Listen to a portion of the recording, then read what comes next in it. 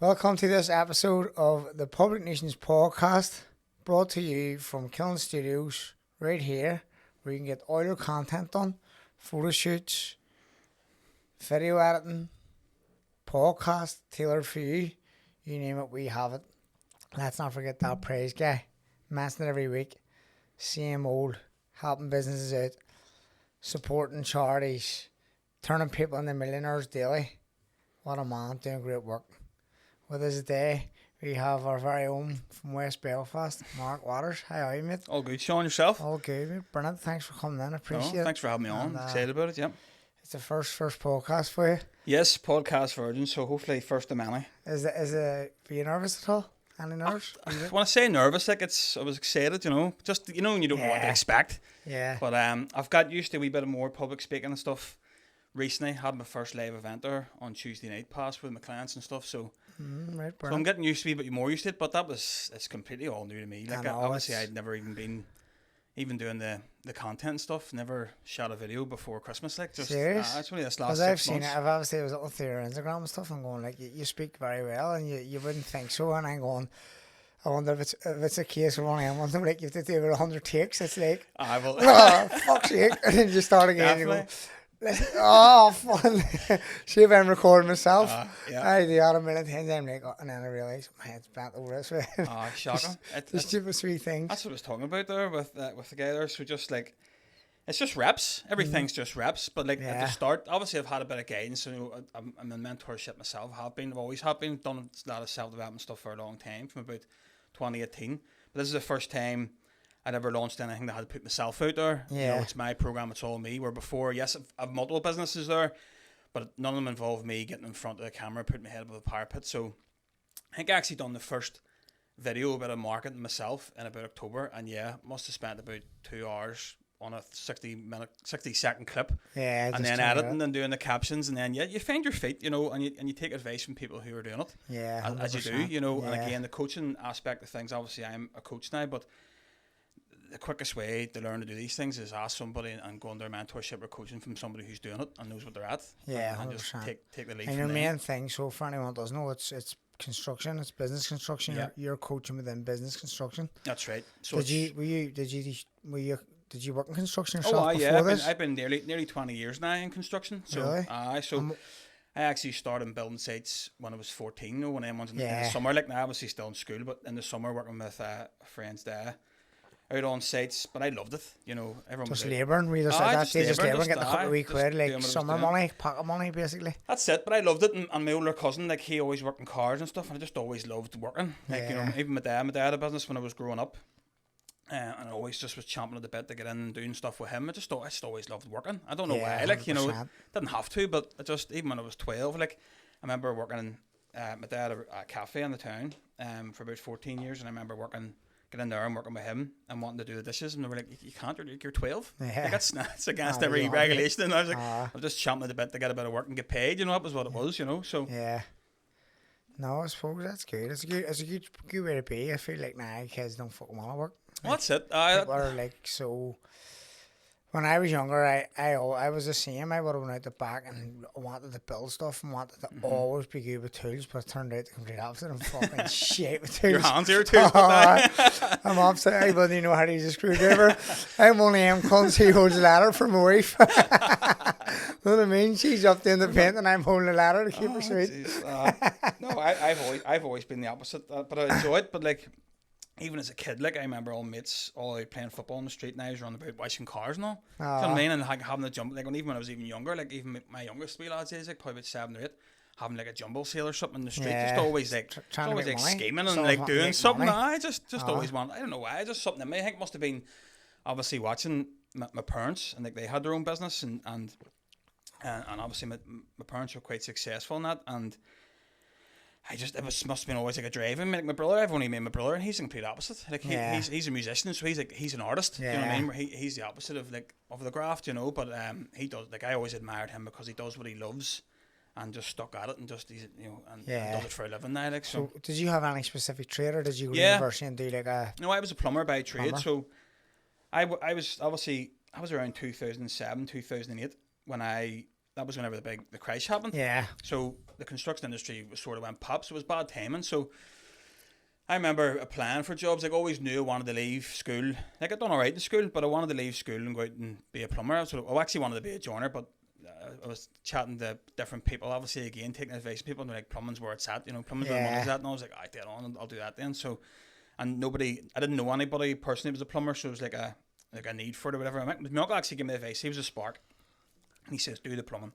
Definitely the way to go. So, got the yellow pages out as you did in them days and just wrote letters to everybody and phoned everybody around, and finally I actually went back to school for about a week, and I think I was sitting in like a politics class in A level and just went, do you know what, sir, sorry, I'm gonna have to go here. I can't do this. Like, I couldn't do an hour 2 years as I'm away. Like, I can't sit in this environment, like this school environment.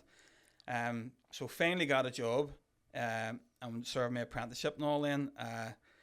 Just about, because the company I was with went bust, got another company, they went bust, and then I was just champing at the bit to go out on my own. So as soon as I was qualified, I went out on my own. But again, obviously years down the line now, this is what I'm doing, but like, had no idea how to run a business. You just thought, go out work on my own, and I was like, what the fuck? How do you do this? How do you finance these things? How do you set things up? There's a lot more fucking to it than thinking, I'll just go out and do my own work, and the work comes to me, and people know I'm a plumber anyway. Yeah. Because like my brother's a plumber, he's a gas engineer. And he's out on his own now, but he was with Phoenix Gas for 15 years before he made a decision to go out. And I was the one always telling him, he's older than me, he's 6 years older than me. I was like, go out on your own, you fucking idiot. Like, why wouldn't he? And he didn't know what to do, and that's it. He did. But for me, I was thinking, just go out your own. Everyone knows you're a plumber. Like, the amount of people will call to my ma's house on a winter's night, like, D. And I'm like, I'm Sean. I'm like, oh, fucking glasses. You get a number from? And he hates me having his number out. I wasn't having his number out.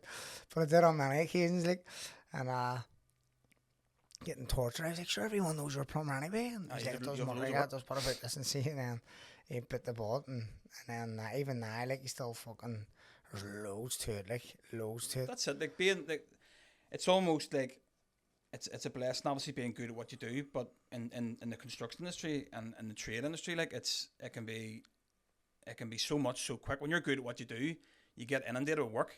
Yeah. And how do you manage it? You know, how do you manage so many clients? How do you manage the costs coming in and out? Like, and then when you grow and scale, like, obviously my background was more commercial. So there's two aspects to construction. There's a domestic end and there's a commercial end. I always came from the commercial end.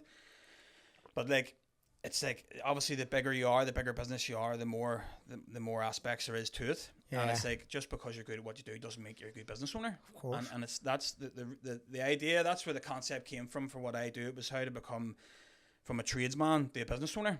Yeah. And actually running a good business, because I sort of fell into it and had the idea accidentally, like you usually do. But sort of the background I was in, I was on the tools, and then I just have that sort of attitude, or like, you know, approach to things where like what's next? Like, I'm on the tools now, right? I've got my money, I've got my cards, I'm qualified. What's next? So I thought it was business. Business was tough, because it was like, where do you find the work? How do you get the work? How do you get yourself out there? Building the reputation, the brand, and everything else. Then the money coming in, then owing the credits and chasing money. And I went, you know what? I need to learn how to do this. But there was nothing there. That's what you're talking. I was probably more than 10 years ago now. So no idea where to go from there, and thought the only way for me to learn how to do this is to go back working for somebody again, who I admire, who's doing what I want to do, learn everything about it, and go from there. So that was kind of the approach I took. So went back to college to do like the engineering side of things, to try and learn, you know, move into the office and the commercial side, to build my way up in the industry, to learn how to manage bigger projects and do these things. But then that sort of took its own path, and I got sort of caught up in the commercial, like climbing the corporate ladder. So I was hungry for that. I was like, could see the levels to that and the money that was involved in it, and thought, that's what I want to do. I want to be up managing these big projects and doing the operations manager side of things. So obviously you have to start at the beginning. So went back to college all over again. Like, I thought I'd never go back to school again. Went back to tech and done my engineering qualifications and stuff. It was like a HND or HNC or one of those things anyway. struggled my whole way through that as you do. As you Like. do, 'cause when you're coming off a two, go back to writing and studying, it's like, fuck. Probably have the knowledge, but it's just, I always just like ask you, what did you read for? You take the something that's like, people are practical and people are like, 100%. we're obviously just practical people. Yeah. And that's what happens. Like, if all your engineering college days were like worked around you being practical with stuff, like practical tests, practical everything you done, you would fucking fly through it. You probably would enjoy it a lot better. Even if someone was to test me talking, like, what about this? What about that? Oh yeah, I could talk. Put it down on paper. You go, fucking really? Because RD, see, that same thing. That one RD was telling me something. I think you have to do something every. I don't know what it is. It'll be your gas, your safe gas, your safe gas or something. You have to do it there again. Mm-hmm. And he says like he didn't really. He looked through a few things and all, but he says he had it ready. He couldn't do it, and he was like, "I don't fucking feel. He's going to pass me." So the inspector came out and he talked with him. He's like he says, and he just asked Dee the questions that they wrote down, and Dee was just going, "No, sure, he's like, "Why did you not write that there?" And he's like, "That's common knowledge." He's like, "But this is what I'm saying. I'm just basically asking you these questions on this paper in other words, and you're just ramming it off so easily." Yeah. Well, that's it. Like, see, when you go, a lot of people just go blank and overthink things, and that's what. But it is overthinking. Like that's the same in business where like that's what there's so many different facets to what I do, but it's that same common problem all the time, that it's overthinking, like in business. Yeah. From especially coming from that trade where you're practical to then thinking a completely different way. You know, and asking somebody that right now you need to just, I have no idea what that is. Like I've been using my hands for 15, 20 years, and now you're asking me to start doing this. Like it's totally alien to them, you know. But look, when I sort of dived into then climbing the corporate ladder and done that very quickly. I was obviously good at what I'd done. I was hungry for it. I had a family and all very young, and I then. In the commercial aspect of the construction industry, a lot of the work's over in England and all, so I was constantly away. Like, I was never here. Like, so you know, Margaret Rose, thankfully, like, well, she came out of work, obviously, look after the kids and stuff. We had 2 at the time, and then it evolved into 3 eventually. But she was like a single parent, and I was always away. But I thought like we were paying for childcare, both working and all, and I thought we were gonna have to come out of work here. So that meant like, right, I have to go out and earn more. Like, and the hunger was there, and I could see what was there. So climbed the corporate ladder very, very quickly. Within about, say it was like a 4-year, the HNC or HND or whatever it was like a 4-year plan, and I think I'd done that in the 4 years, and then like from there into managing projects, into being a contracts manager, project manager, and then into operations, and then director level, all within about 4 or 5 years, maybe 3 years even after that. So climbed it very fast, but learned so much, and through that whole time and working through that corporate ladder, I sort of worked in every facet that was in it. So like pricing jobs and doing reporting for people, every aspect everything within the job. Learned it all. But loved it all. And then, so being in that position, I had a lot of guys who were working for me come to me, and they were like, you know, I could say I was paying them a fortune. Like, you know, I mean, these are big. Like, I was managing like, you know, anywhere between £1 million to £8 million projects, and I could have 3 and 4 of them on the go at any one time. Like, it was mental. It was a lot of volume, a lot of money involved. So you're paying money out left, right, and centre. And there was guys I was building relationships with. We become friendly with guys who, like, I had a good working relationship with everybody that worked for me and worked with me and everything else. So became friends with guys, but they were all coming to me like with all these problems they had with their business. And I was going, I'm paying you a fortune, like, and you should be flying. But they're like, no idea of no cash flow. You know, struggling with how each job even worked, or struggling with team building or managing their teams, or like how to even schedule jobs, or like even contract side of things. But all that was my bread and butter. Yeah. So I was helping them in the background, going like, right, you should be doing like, so helping them do this and do that. But I loved it. And the other aspect I loved working through was like, if there was a way of doing something, I loved trying to find out an easier way of doing it. So it was like streamlining things and making them more efficient. Like, that's what I enjoyed. So I didn't enjoy the construction side, I enjoyed the business side, and I loved it. You know, I really loved like problem solving. I loved being in the room helping people do things and finding a better way, and just making things much more streamlined and efficient, because construction is so clunky. It's so old school. It's so like, this is the way it's always been done, this way we always do it, and it's like, it doesn't have to be that way. Do you know what I mean? It's backwards. So like, it's just, I was traveling a lot and thought, and then I went out on my own. So I was always working for somebody. Came the corporate ladder, sort of got the director level, and didn't work out. It was somebody else's baby I was working into, and you don't have your own free reign of things. You have ideas, and they're not taken on board and whatever else. So I just went out on my own, went freelance, which isn't really heard of here. in Ireland or whatever, but over in England it's quite common. So, but obviously all the work's in England. So I started my own business about 3 years ago there. Just business and contract business and project management. And done that and was really successful at that. But again, it was like, I only ever worked for like one person at a time. It wasn't very scalable because you can't really, because it's so heavily involved in you doing all the work, you being present, and you can't. You can't be present. You can't be two places at one time. Yeah, that's it. So and you want to give somebody the full your attention. all. You want to give them your all. And they're paying you a lot of money. Like that's the thing. They're paying you a lot of money to do this and manage a job. And you just physically couldn't do too much at once. And if you did, you bite off more you can chew, and you and just go south. You know. So. But I sort of had this idea. Then I was away all the time. I thought, no, I have to come home. That's it. I'm sick of working away, sick of working over across the water. Like I need to come home. You know, things. Kids go up too, and you start to miss parts of their lives. Maybe it's a football, and I seen you posted something the other day. You were at the kid, your wee lad's graduation when he was leaving P7. Yeah, that's it. And you're like, fucking, this is the first time I've actually been here present, not taking calls. Like, you can't pay for that shit, no matter where you are in the world. Like, when you think of being there present at that time, it's like the amount of people who would give anything to be in that position. Yeah. Know what I mean? Like, or someone who works for another company that their boss go, you can't fucking go if you leave your sack. Oh, I've been there and done it. And they're like, oh, fuck, right, okay, I'll stay. And they're missing that. But if you now have that freedom to be like, it's my fucking son, I'm prioritising this. Well, I dedicated my life to somebody else's business. Like, that's what I was, and I did. Like, I give every hour, like, no matter what. And as you say, I missed so much. Like, when the eldest, like, she's 15, missed everything there. Like, hardly went to anything the odd time. If it was like, you have to go, you can't miss it. Or like communion or whatever else. But then the wee lad, I try to be more involved there, but still miss so much. Like, I remember that Leavers Mass and stuff, and I says, I don't remember you doing any of that case and she was like, you weren't there. And I was like, you weren't here, but it's not alright. Do you know what I mean? But like, that's awful. Like, and it does, it hits you, and you go like, that's terrible. Do you know what I mean? She knew that straight away when we weren't there, and I was like, right, okay, fair enough. Take that in the chin. But it's true, you miss so much, and you can't get that back. You know, that's what's important.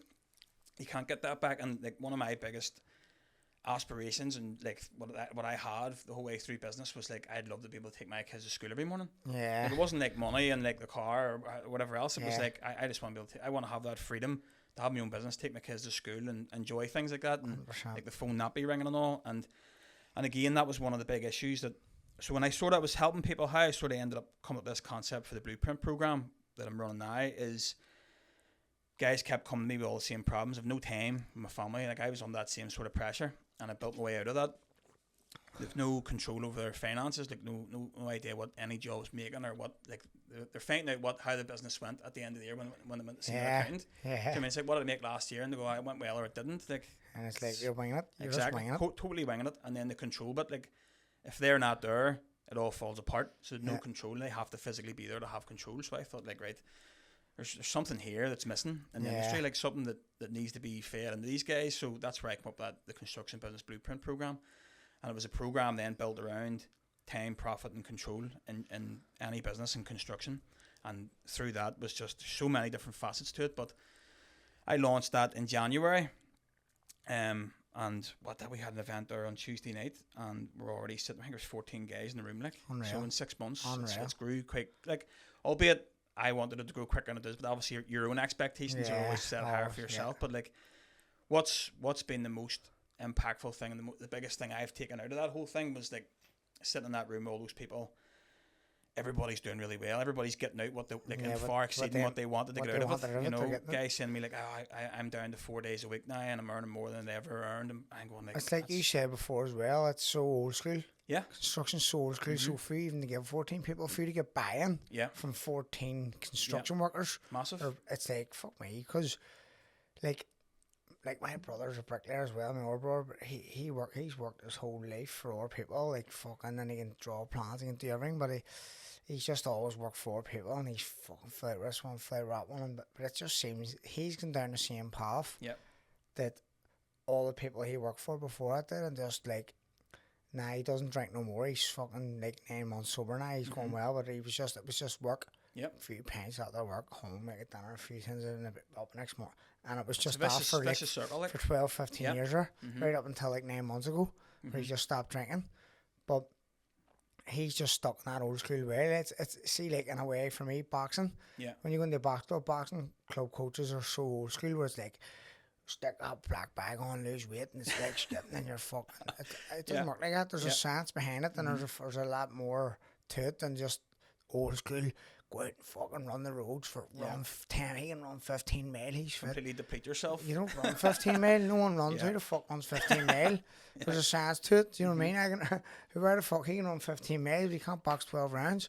Yeah. So, but that's just old school. That's the way boxing, and that's construction, and he's going through that.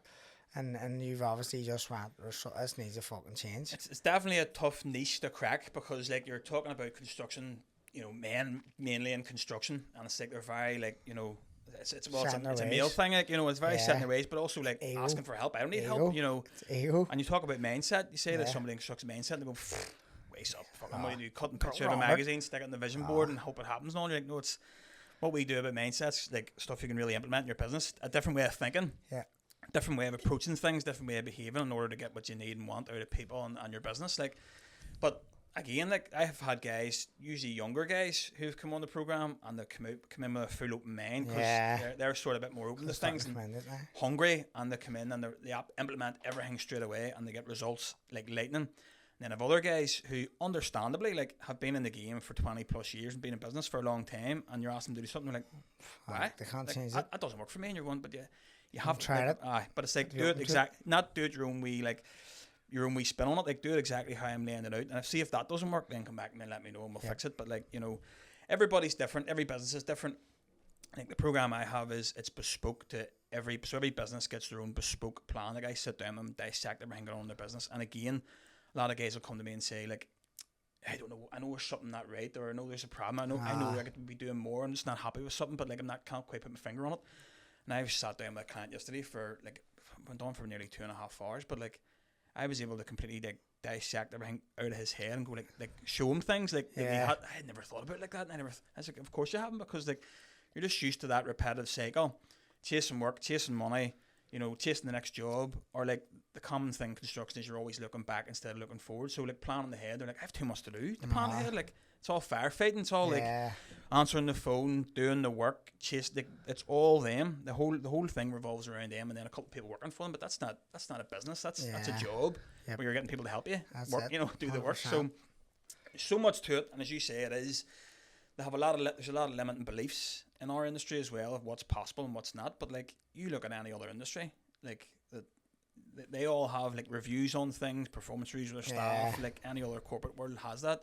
In construction, it's unheard of. But, like, why? I know, do you know what I mean? Because people just think you go on the stairs, big foreman, he does everything. The foreman gets a job from their subcontractors, and people just go and let's show up.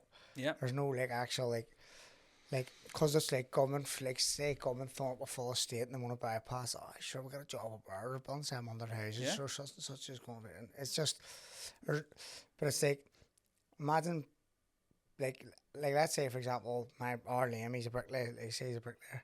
Imagine he was in a position to go, like, I'm going to start a company.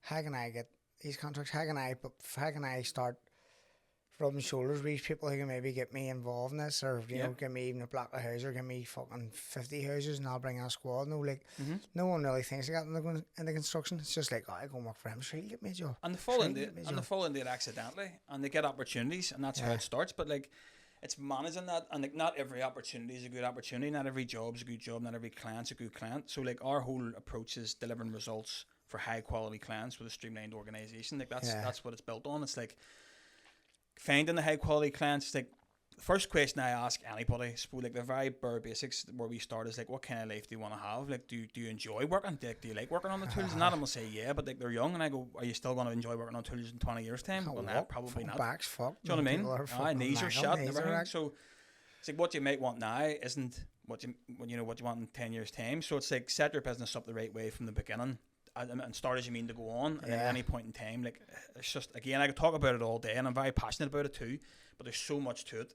And every business is different, every person's different, every desire, need, and want, every business is different. But it has to start from, like, what kind of life do you want to have? Like, so for me, it's like, I want to be able to spend time with family. I want to go on holiday. I want to actually enjoy my holiday. I want to go on a few holidays a year. Like, I speak to guys who are like, I shut 2 weeks over the 12th, and that's it. And I go out, I have to shut the company down, and I can go out on holiday with my family. But, like, they're still chasing invoices, you know, and it's hell before they go. And then when they come back, it's hell because they've just been shut down for 2 weeks. So now they're 2 weeks behind. So it's like, that's insane. Again, you take you take any other business, like big business in any other industry, the main guy at the top is usually the least important person in the business. Yeah, it's everybody else doing They're everything hustling around them. around Exactly. So it's like in construction, you take the main guy out, there's no business there anymore. Yeah, You exactly. can't sell that business. No one, like, that's not a business that's sellable, or it's generally not profitable. Then it has to be, you have to be almost the least important person in your business, and then it's a choice. Then, do you want to work on the tools? Yeah, well then go ahead. If you don't, don't. You don't have to. The choice is you can, or you don't. Like, it's up to you, because the business is structured and systemized in a way that it doesn't actually require you to have all the input. You know, have that's all the business. right people in the right places doing the right things. It takes it all away from you. 100%. And Yeah. you do what you want to do. Yeah, exactly. I feel like construction work seems like it's very like immature. No, like it's just like obviously you ever see like on TikTok and all these fucking people doing all these fucking like pranks and shit, like, and then even like all the stories you hear, like apprentices getting sent to get fucking glass hammers and shit, like, and like you have to remember too, like it is guys, like, it's enjoy just it. a bunch of lads, you know It's a what I mean, bunch all of working lads. together, having a bit of Women crack. always say So men are just fucking immature, I know, which it proves is, it. like You big know, they kids, like, don't say it, and they're fucking.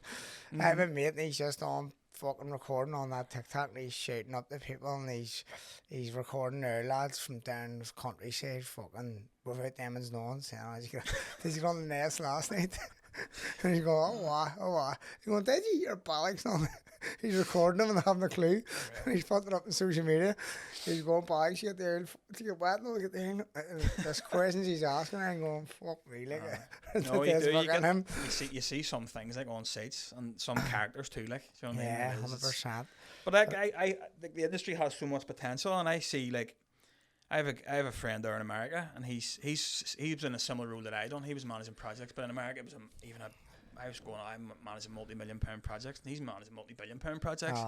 But how they approach their industry, again, we're always like years behind, like, but their whole approach is like they look after their subcontractors. You know, they put the arm around them. They actually invest money in training them, because when their supply chain, like, it's like any other industry, your supply chain, you need to keep them fed, and you need to keep them like trained, and that benefits you at the top. 100%. So like everybody, like, there's enough to go around. There's and that's how it should be. Like, but in this country, unfortunately, it's like a lot of main contractors will sit on the smaller guy, and that's how they make money. You know, and again, in business, especially in construction, it's like you need to, even from pricing a job, again, not every client's a good client. Like, you need to be aware of like reviewing contracts and terms and conditions and things like that, and thinking in that way. So when you get an opportunity, it's easy to be like, you know, if someone gets a job, like you're saying, like big block of house, you're a bricklayer, it's like, I love that, I'll take it. But like, what's the client like you're working for? What's the payment terms? You know, what's the terms and conditions in the contract? What are your terms and conditions and working hours and all, like, program? There's loads to it than just taking the job, because they're fucking gonna shit on you. Basically, they're probably They gonna can, they're gonna do going a lot. Maybe like you say in this country, subcontractors getting it do, and the thing going, happy days. Now he works for me, and he'll get fucking shit flows downhill, as they say. So if a job goes sour, it usually goes from the top and they just filter it down. Like, that's genuinely the way it works. But like, not every, like, I'm not saying every you know, every main contractor every way is bad. Like, there is good companies out there, obviously. More in the private sector, it's a bit easier. In the commercial sector, but it's like, you're only as good as your last job. That's reputation wise. You're only as good as the last job you delivered. But also, it only takes one bad job to really fuck everything up. Like, you know, put your lights out like it is. So like, it's having that approach, and not just getting excited. You'll also hear a lot of guys in our game saying like, I have so many vans on the road and so many lads. Like, usually the older boys going like, see, I have my own business, like, he's working for you, and I was like, I have 50 men working for me, and I was like, but you don't now. You know, that's why what happens. It's like an ego. Like, they measure success by how many vans you've got on the road and how many people you've got working for you. But like, where's your profit margins? Exactly. Like, where's your figures? What's your numbers? No idea. Do you know what I mean? So that's it. But like, no one has ever shown them. Like, they left school, like I did at 16, went out and done a trade. Good at what they do, went out in business. Now they own a business. The guys working for them, like, no one ever showed them anything about running a business. Like, exactly. And there was never anything out there, you know, but now there is. So that's obviously what I brought into the industry. And like, genuinely, like, even a few years ago, if I had to say like, I love helping people, I'd have went, oh, fuck me, really? Like people say I love helping them, they go, I do. But you actually do. But I do, like. I never see that term, like, you're happiest when you're giving someone something, or when it's near enough the same thing when you're helping someone. It's like, if it's a feel good factor, it's like when you're buying someone a present, you're buying, say you buy kids a present, that you're happiest buying it because you see the joy the joy gives them. And it's the same with, like, even me in the gym, if we help someone lose fucking 2 stone or 3 stone or achieve a certain goal, I'm like, it's like, gives you massive it's like, fulfillment. that's what it's for. That's what you do it for, and it's obviously the same for. And there is like there's something special about giving somebody something, or doing something for somebody, and not expecting anything in return. 100%. Like there's something like beautiful about that. Do you know what I mean? That sounds mad, but like it is true. Like if I'm obviously like my success in my business is obviously other people's success. Like my clients succeeding is my success. Like it's a byproduct. Like so, but I'm fully invested in their success. Like I often say, like when guys are coming to work for me, I now like you and me become we. Like I work for you. Like I'm now a part of your business. And if this business does well, like which it will, like we're all gonna succeed here. That's what coaching is. 100%. That's what coaching is. Your coaching is. I'm coaching you to succeed. It's like football. Yeah. Fucking Pep Guardiola goes Man City when they travel. Fuck, he's buzzing. 100%. You're a better player. Yeah. Like, let's say Raheem Sterling joins City, scores 50 goals a season or whatever he scores. You can't come to the barn door a season before. You know what I mean? Yeah. So Pep Guardiola's going, you're a better player because of me. Unbelievable. And it makes me happy that you're a better player now. You're worth, you know what I mean? It's just success is measured in so many different ways. Like, do you know what I mean? But I do get so much fulfillment. Like I did always like thought it was business. You know, I wanted to get into business. Then I really loved property, like, and get into property and stuff, and done the Airbnb route and all. But it was just like it was always just something. I was never fulfilled. It was always like, what's next? What do I do now? I'm bored of that. Like I get bored of things very, very quickly that way. Where like there's something about helping somebody and, you know, providing somebody with a like I'm not just coaching people. It's like I'm genuinely, I know it sounds very like cliche, but I'm genuinely changing people's lives. Like I'm speaking to these guys and they're going, mate, like my life's completely transformed. Like in this last 6 months working with you, it's like I have so much more time. When I am home, I'm not pissed off, and I know I'm present with my family, and I can enjoy. And I can go on holiday and enjoy my holiday. Where I'm on the phone and I'm like irritated by like I was in that position, albeit it wasn't my business. I was running other people's businesses, but like it's like when you're like I used to go away all weekend. Marco's had the house all regimental and everything going really well, and I used to go home on the weekend out of guilt and like, right, we're going here, we're doing this, and we're going out here and we're eating this, and we're just doing whatever we want and blah blah blah. And it was like, but even when I was doing that, it was from a place of like, I haven't been here all week and I need to go home and I want to buy them this and do this for them and take them here and do there. But it was like out of guilt. And then when I was there, all I could think about was work. Do you know what I mean? All I could think about was right, Monday, right here, like I dreaded a Sunday coming because then Monday was another thing. You know what I mean? So, 100%. But it's definitely, this is great because it's allowed me to be more creative. It's my baby and like I've built it, and like I'm proud of what I've built and also like of what I'm doing for people. Do you know? And it's bringing me massive fulfillment. Like so. It's definitely like are you in a place now where you're fulfilled, or you like obviously ambitious, still more ambitious to achieve more? You just want to grow and grow and grow. Like, is there like a cap on anything, or is it just like let's go? Like there's never, for me there's never a cap on anything. Obviously, what I have learned myself about life and about my clients is about having like boundaries and being aware of like what's working and what's not. So like, and again, the measure of your success. So my ambition for this business is to help as many people as possible. That's the goal. Like, yes, I want to build a team, but like the bigger I get, and the bigger and better this gets, the more people I can help. Like that's the idea of it behind it. You know, if it scales, it's like I can reach more people. So like, it's all me at the minute. And it's all like just on Instagram. It's not what I'm sure you've seen, but like I'm launching a YouTube channel here as well, which is I'm trying to give people as much value as possible, even people who are on the outside, who, you know, haven't like. That's like an invite to go like when they're getting value from you. It's like keep getting the value, and then all of a sudden, before you know, you made people go, "Fuck, I'll give him a shit." I need help here. I'm getting value from what I understand what he's saying, but I still don't know how to do it. Yeah. And he's like, and then I'll probably grow your business even more. But I know, like for me personally. Yes, the information's there. Like information is readily available for a lot of people, but it's surprising how much people don't know. Like you don't know what you don't know. Exactly. So like if I'm giving somebody an idea and a bit of content, or like even if I do speak to people and they don't come on as clients, I go, look, follow me on Instagram. You know, if you ever need anything, ever need a bit of advice, or reach out and ask me a question, I'll be happy to give you a steer. Like, because like again, it is a passion now for helping people, and I want to see people do well. I've seen so many people go the other way with their business, and it's like I hate seeing that. Do you know what I mean? Because they're all family men. They're just, you know, and they are in fucking they're out there grafting their family and come away with fuck all. It's a wee bit like fuck. That's not really. Yeah, and I understand. Yes, there's cowboys and stuff out there, and people who aren't good at their job, and there is tradesmen and businesses who also, you know, pull like cowboys that do bad jobs and whatever else. But obviously, my target is, you know, successful business owners who just need guidance. Yeah, and want to learn how to run a business. Like, they deserve it. Do you know what I mean? They deserve to have a life, a quality of life where, like, it's unheard of in construction to be able to, like, be hands off and, you know, still have time for your family and still enjoy. There's some people who have done that, and fair play to them. Like, do you know what I mean? But there's a lot of people who just don't even think that that's even possible. Like, how can I not be on site? Like, if I don't on site, it's not working. I was like, but there's yes, you can't just all of a sudden hire somebody, put them in your business and go, I can step back now. Like, they need to be trained. Like, they need to be processed, and systems are for them to follow, because you're asking somebody to come in and do something the way you want it to be done.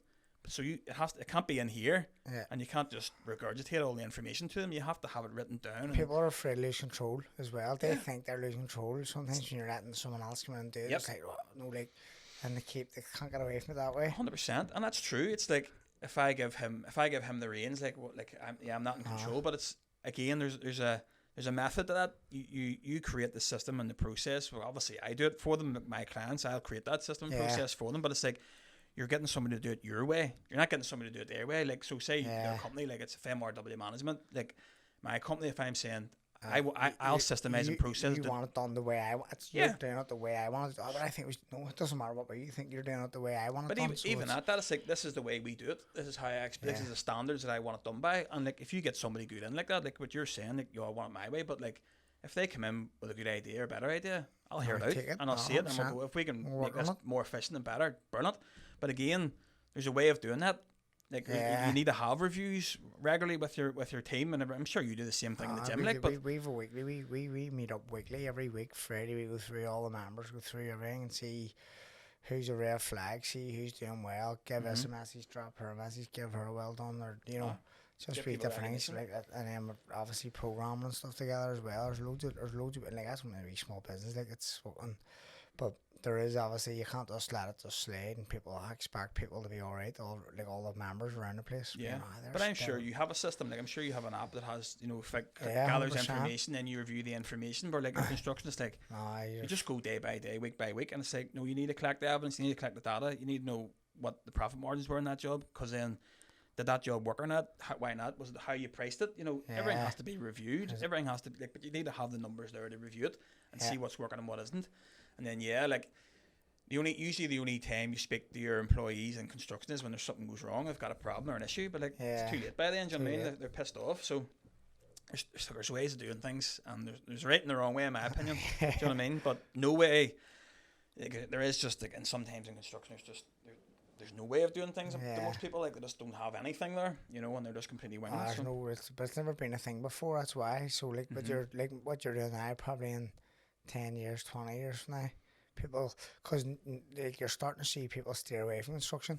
It's very hard to get a bricklayer now. It's very hard to get someone coming through. It's a massive skill shortage. So it's like people are going away from it. But maybe if they see, like, people are being advised to stay on in school and do this and do that, but then they're going to own a fucking, you're going to own a big student loan, you're going to own this.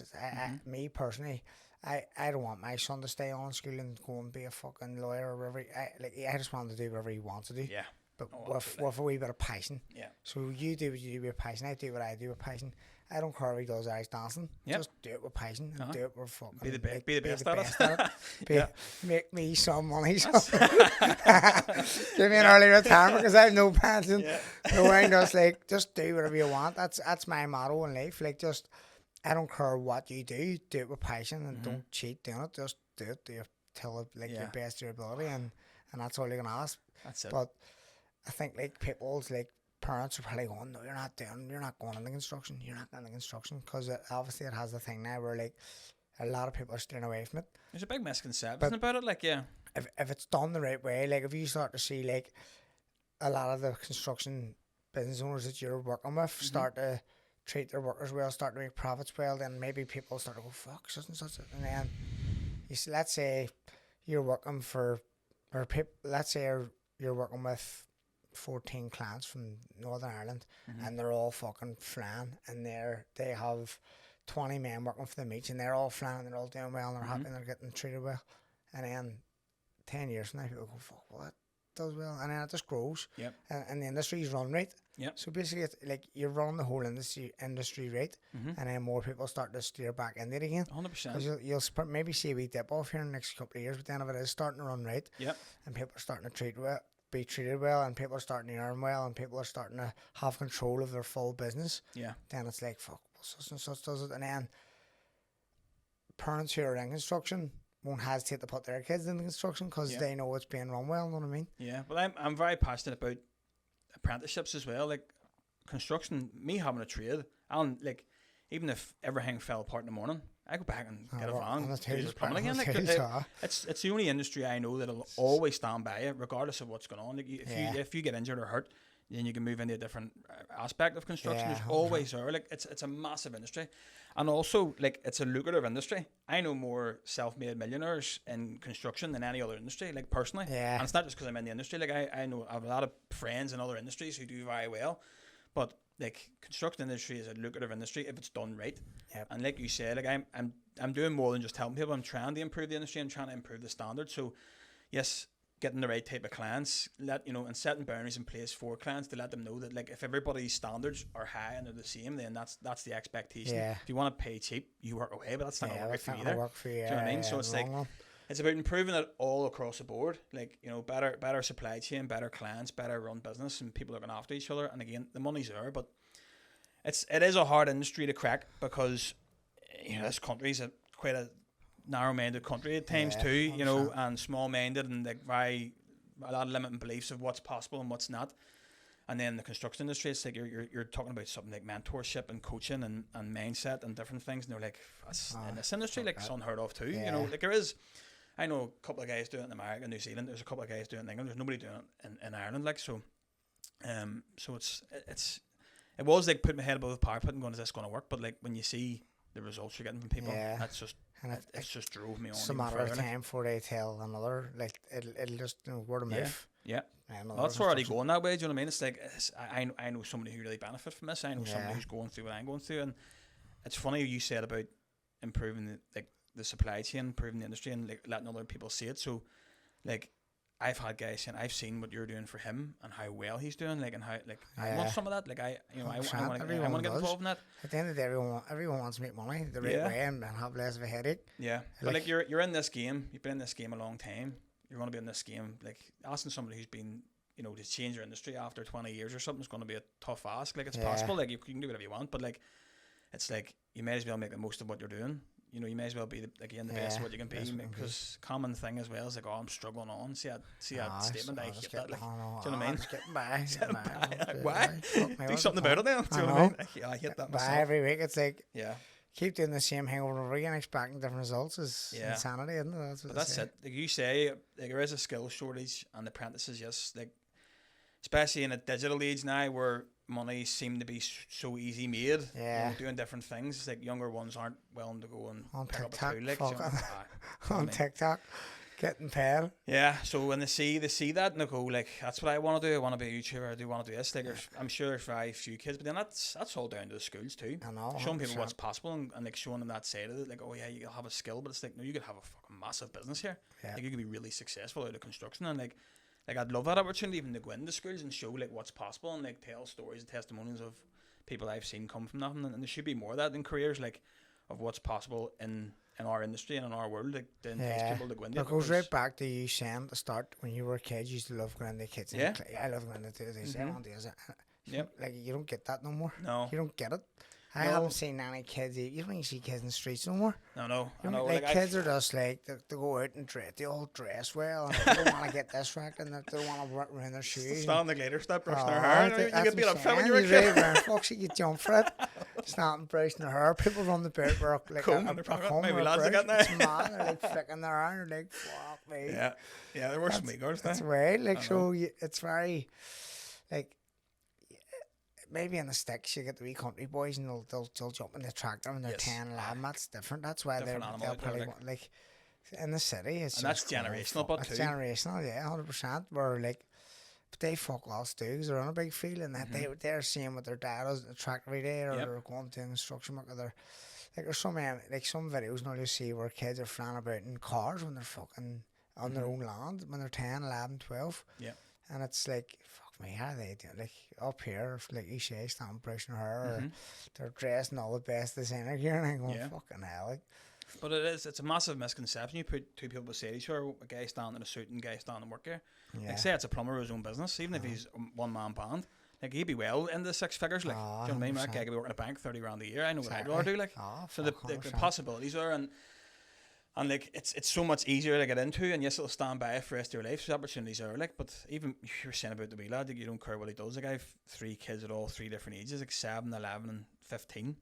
And like, it's like that. It's the question I ask them. They're like, well, what my wee girl is like, she's doing her GCSEs, and it's like, what's a good job, and what's, I'm going, like, never mind the job, like, you know, like, you know, what do you like to do, what do you enjoy doing, what do you love, like, that's what you do. But and even at 15 you wouldn't even really know, because like I say, when I was 15 I was at the back, we were building, we were on the streets, we were building big massive huts. I was getting all of my dad's tools, and my dad's every tool on their book, and I was fucking everything, nail guns, everything. Fucking, what are you doing, right? I was going, next dance, we were building big, massive, cracking huts, and like always in the like tools. That's when I was 15. But fuck me, I couldn't steer any further away from it, because you know, it wasn't. It's not until I got my own gaffer, and we're like over the last couple of years getting it all fucking like renovated from the inside out, and I was going. And even still this day, I'm like, fuck, I wish I had a trade behind me. Because if you've got one trade behind you, you can do a wee bit of something, a wee bit of everything. It's a blessed and a burden. But I haven't a fucking clue how to do anything. Like, she's going, Pat, there's like, we got all like the outside pipes in the house, like taking out like the sewer pipe and all. And there's like a wee hole there in the wall where we replaced that pipe. So there's a hole in that wall, hole there. And I'm like, she's like, can you pat him up? I was like, I have no clue how to patch him up. She's like, just like, you not get like fucking like cement. And I was like, where am I getting cement from? How do you mix cement? I was like, sorry for my dad. I was like, how do you mix cement? And she's telling me. He's like, I'll do it for you if you got something cement there. I was like, nah. So I had the phone with my brother. I was like, here, you see me on work today. Will you grab me a bit of cement and bring it? And he's like, I'll do it for you tomorrow night with me, and we'll see at the weather. He's like, I'll just come up. He's like, I'm just going to replace the bricks instead of having big fucking big wax of fucking cement stuck up the back of the house. So like, they're the stupidest basic things. If you had some form of like, you would save yourself a fortune, put it that way. I know, but that's what I always say. Like, it's a blessing and a curse, because like, obviously I done my own house, obviously the same, and like, you feel like you have to do it yourself, because you're like, I can do that, so why not? But you want, like, I can save myself a few quid here. But see, you walk into any tradesman's house and their house is getting done, it's never finished. It's never finished. I'm lucky enough, because one of my brothers are plaster, one's a bricklayer, and one's a gas engineer. Brilliant. And my dad can do a wee bit of everything. So I just said, lads, you work away, you just fucking, you work away, and the house is done from fucking top to bottom, like, so. Class. A touch lucky on that one. I know. Like, I say that if anyone needs it, say to him, the older brother. I know. No, good. Like, it's the saying. It can be a blessing and a curse, like, so it is, because you're expected then as well. The phone never stops. Like, I always say to people now, like, I used to get tortured about plumbing. I used to go like I don't even have the tools now anymore. I just try not to, because it's never just the one wee job, and then something goes wrong in that job, and you're back in, you're going, I don't do this anymore. Like, like, my work clothes is what you're wearing now. You're dressed, not going in the good stinking. 100%. It's like one of them 15-olds at a full stop. You're wearing all the good gear. Like, that's just fucking.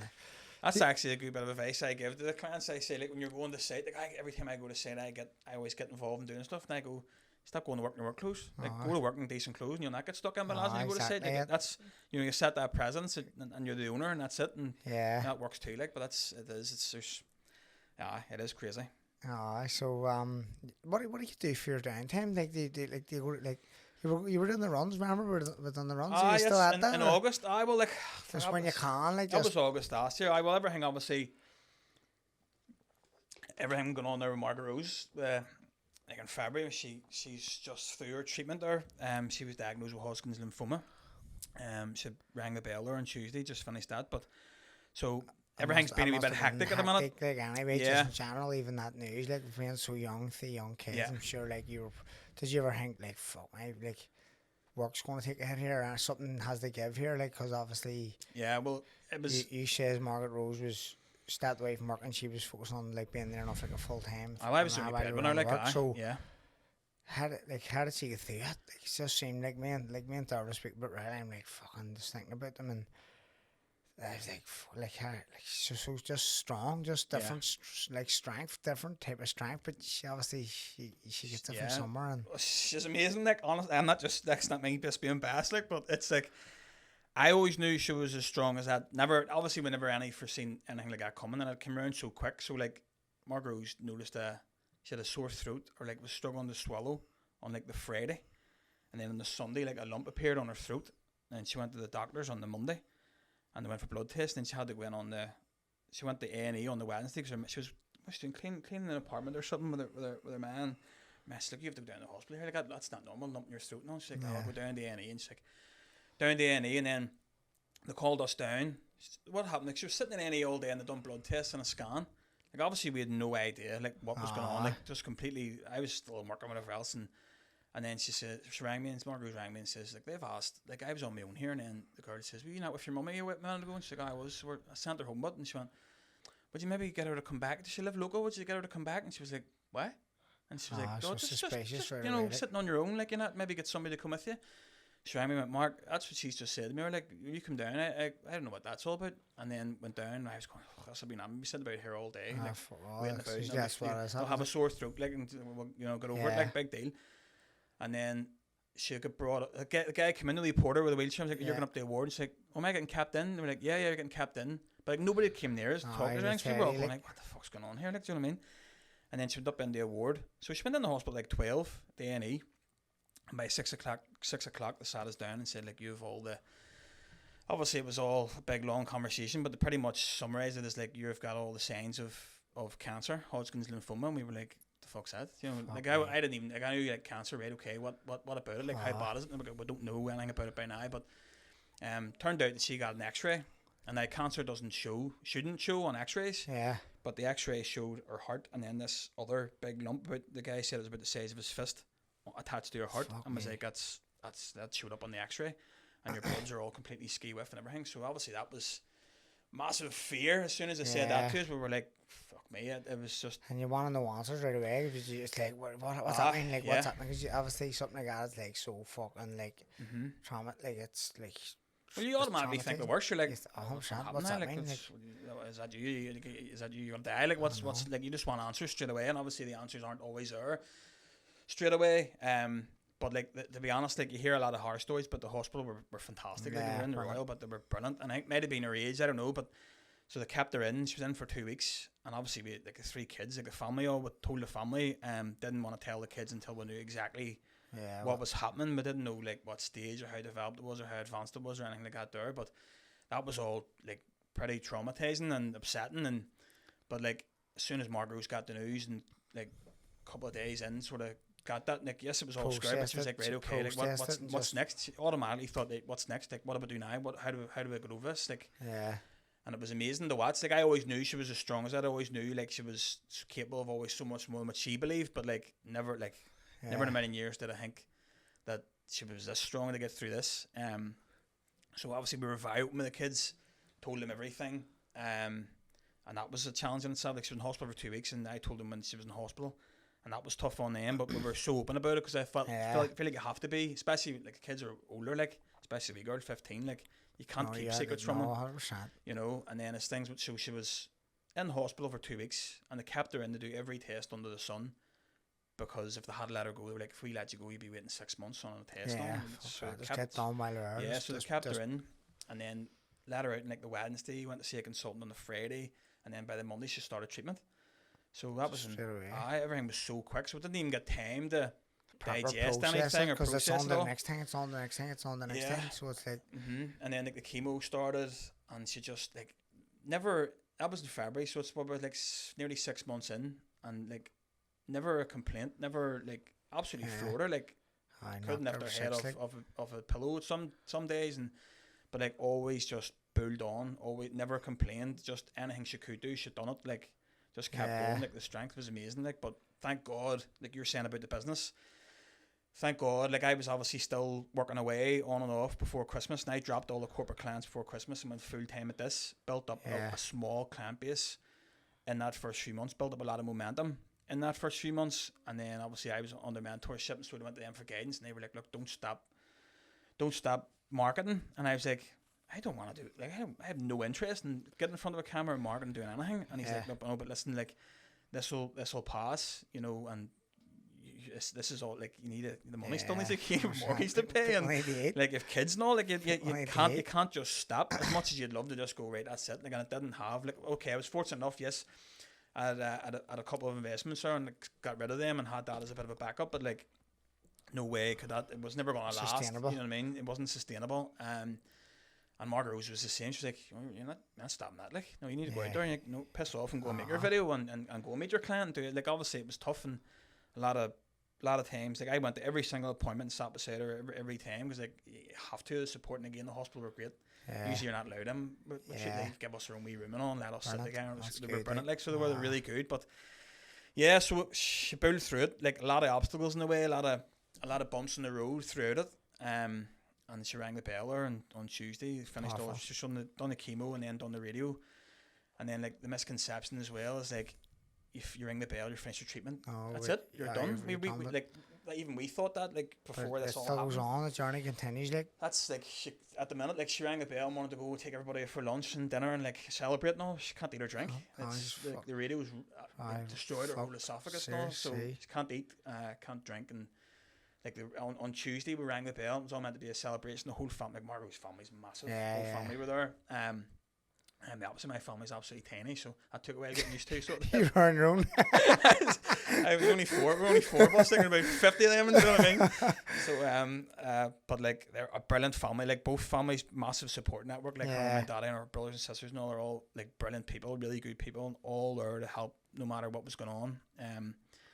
But like, even on Tuesday ringing the bell, you think that's us, but like, we had to stay behind them because like, we're going to induce her and bring her in and put a feeding tube and all in, and like, it's like she's just fed up now, you know, going like, this needs to be done, over and done with, like. But it's amazing her strength and like the resilience, and like, we both of us were sort of like finding the positives in everything, like everything's meant to happen, like a lot of stuff went on there.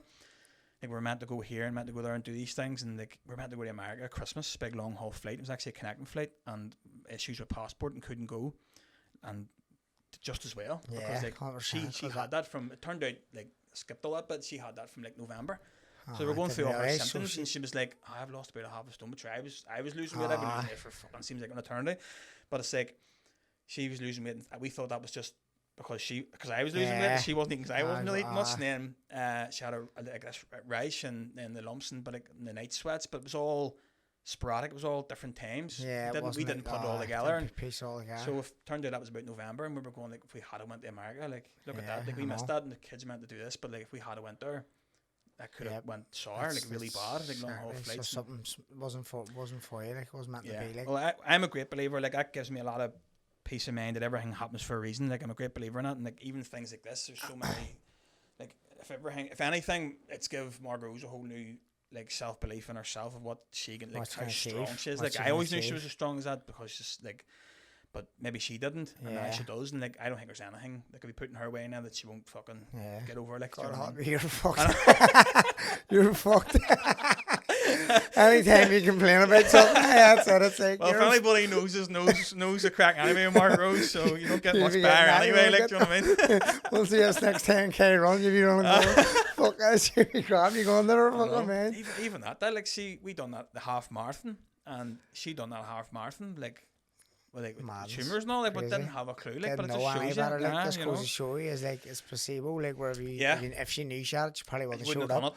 But it's amazing what, like, it's mad how I was always the unhealthy one, Margaret was always the healthy one, like, and then she gets sick. But like, you hear how common it is now, like, as soon as we heard that was happening, and that she was going through that, how many other people because you can relate to it, that then they can relate to it, and then you start to find out this has it.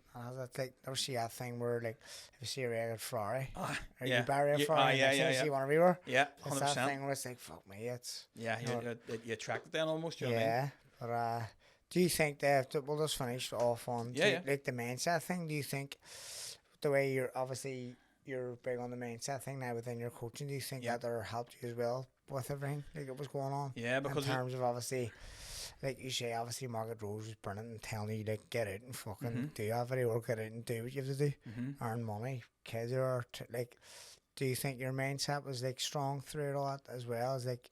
Yeah, well, like it hasn't always been like that. It's something obviously you build over years. You know what I mean? But like would be very not guarded, but like I'm very selective of who I spend my time with. Always have been. Like very few people around me. Margaret was opposite. She's quite social, and I thought me not being social was like, but because of like small talk and didn't like it. But it was the people who you spend your time with, you know. And yeah, the mindset thing for me, it's like our sort of opinion on the whole thing was we either lie about, give up, complain about it, moan about it, or we get on with it. Like there's only two options there, and we chose to get on with it, and we have to because of the kids too. So like, you have to be strong and show. But yeah, like it's built a lot of mental callous that you just have to, like, no matter what's through at you, you have to keep going. It's either that or give up, and giving up to me isn't ever going to be an option. Do you know what I mean? No matter how many times you want to. That's it. Like I'm big on stuff like. Sure, look, like I look at the best in every scenario, like the best outcome in every scenario, like sure, look, like because of what's going on in the world and the stuff that's happening to people, and you're like Diego Jota, Christ this morning died. Tell me before I left the house. He says, my daddy, fuck me, you think you've got problems, like, you know what I mean? But imagine getting the phone call like that, and it's like no one to say it won't happen in the future to anyone, like, so it's just like. I'm very, very, very rarely in a bad mood ever over like because that's the way I think. Yeah, there's like, always somebody worse off. And how fortunate you are, and you're grateful for what you do have, and like it's just your attitude. It's just a decision. It is just a decision you make. Whether you can either sit and piss and moan about it, or you can get on with things, make the most out of things, and see the good things. And whatever's going on. You know what I mean? So. Yeah, I don't think you can, and even especially you doing what you do at a high performance level, like you have to. There's times like I fucking like you get battered sparring, or like on the Irish team all years ago, we went to Kazakhstan and I was fucking taking hitings every day. Yeah. And I had to go back and spar again. Next day I was like, fuck, I was in the nose was racked, my fucking head was melted, my head was pounding. I was like, this is the fucking worst. What am I doing this for? Yeah. Know what I mean? But I was like. The nerves and all the next day, I come back and just do it all again. You're fucking getting battered. I was like, fuck it, there's people out there are fucking dead. People getting killed. There's people, and it just. Who would love my just opportunity that, to people who would love to be here. Yeah. Like, and if I was at home now and someone else was here, if I was the number 2 on the Irish team rather than number 1, I'd be fucking loving it. So you always find a way to like, even go through all that pain and like agony and nerves, and I was like, I always. Switched it myself. And I was never really taught this. It's just me. I don't know. Like no one ever like told me that's the way you should think. It's just the way I have thought as from when I was a kid. And it's like, sure, listen, if we fucking or someone, I would love to be in this position. If it was someone else, I'd be kicking myself out here. So I'm here now. I do something about it.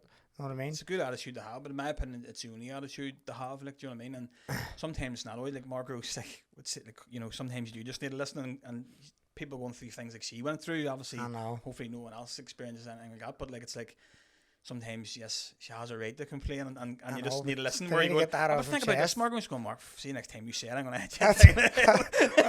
Me and Dervla, like, I always try, like, if Dervla does a million things, once she's singing, she's working, she's doing this trapeze, she's in the gym, she's cleaning the house, she's like, I know what is this, and there's always, I know, but and then I say, I'm sure Dervla, and she goes, I know, but, and I go, fuck, the next time she says, I know what I mean, like, I mean, you're just, I go, I'm just, I say the same thing, Margaret, which is always a but. I know, and she's like, you're saying it too, you're saying, I know, but, like, sure, you get to tell you tonight, but I don't because I have to go to work, and you just get the liar, man. But you can play about me. That's because I choose not to go to work. You do, you want to work, you're getting paid for it. So at the end of the day, and she's like, and I'm like, fuck, he's doing my head. I've learned now that sometimes you just need to shut up and listen. I know, fair enough. You're right. You're right there on. We're on the back, but I see if I do. Look, listen, I'll make you a cup of tea and all that. And she's like, I know, but like, it's you just get the liar. I was like, what are you fucking taking it at me for? Because I'm not going to work. Like, I was up at 5 this morning. You were not in bed, so. You know what I mean? It's like trying to find that happy medium. 100%. And you don't admire like honestly, like I never understood until Margot was completely out of the picture there and off her feet, and I had the hardest part of this whole thing was doing the housework, remembering the uniforms, lunches, That's a special talent for women. Give me a multi-million-pound project any day over doing the washing. I see if I go in and just lie. I remember Tom Brady when he retired, saying he's going back to play because he says I can't do family life. He's like, I can't. I've been home with 3 weeks and it's harder than getting tackled. Yeah. Fucking by a 250-pound man hit me. Yeah. And that's me. Yeah. See me going to camp and sparring and training, put my body through hell. It's a lot easier than going in the house and just see, like, when I come back from camp, it takes me a while to like get used to it again. And see, the other day when I come back from my fit, I was in a bad mood on Sunday, just wee things was annoying me. And I was like, I'm just not used to this. That's what it is. I've been away from the gaff and Carver's on the bang on Carver rakes and he's gone. I caught myself on by like Monday night. Maybe I was like, this has just took me a while, and I'm walking around like pissed off. I don't know what it was, but a very small, short patience. For some reason, patience was very thin. Yep. And I don't know why, because I'm like, when I make them wait. It's easy irritated, like that's what it's like. And then I just caught myself on. I was like, I know what it is. I need to just play with him, just fuck my phone away. Because I'm in the hotel room from Thursday to Sunday. Yep. Just sitting on my phone whenever I want, going eat when I want. Like, no, I was the same, working away. Just sitting on my phone, and then you come home and you're still in that habit. And, and then I just caught myself on. I was like, my patience is thin. I want to get out, I want to do this. And I've got used to doing what I've wanted for the last 5 days. I've been able to just get up and go to the shop when I want. I was waiting there getting ready, and I was like, she better hurry up. And it was annoying me, and I was just felt myself getting irritated. And Carver was going, I was like, Carver, get down the stairs, come on, we're getting in the car. And then it's like, because you just can't do everything at your own pace anymore, because you're back in the house, you're back in the family environment, you understand that she was cleaning. Yeah. And that's why she's late. And I know. And then now I'm back to normal. I'm back. I'm fucking back. You're free man for a few hours. Lock me up. No, but listen, look, I appreciate you coming on. And listen, let's speak a wee bit before we go. So 100%. We're working, like, let's say someone in construction wants a bit of advice or want to just go to Marc Watters on your Instagram page. Yeah, at Marc Watters Construction Coach. Yeah. And just reach out and see. 100%. Maybe get a work less. I earn more. What the fuck? It's a no-brainer. It can be done. I might get a trade yet. No, but listen, I appreciate you coming on. Thanks for having me on. All the best. Really enjoyed that. In the future. I hope it all goes well for you. Appreciate it, man. Thank you, Sean.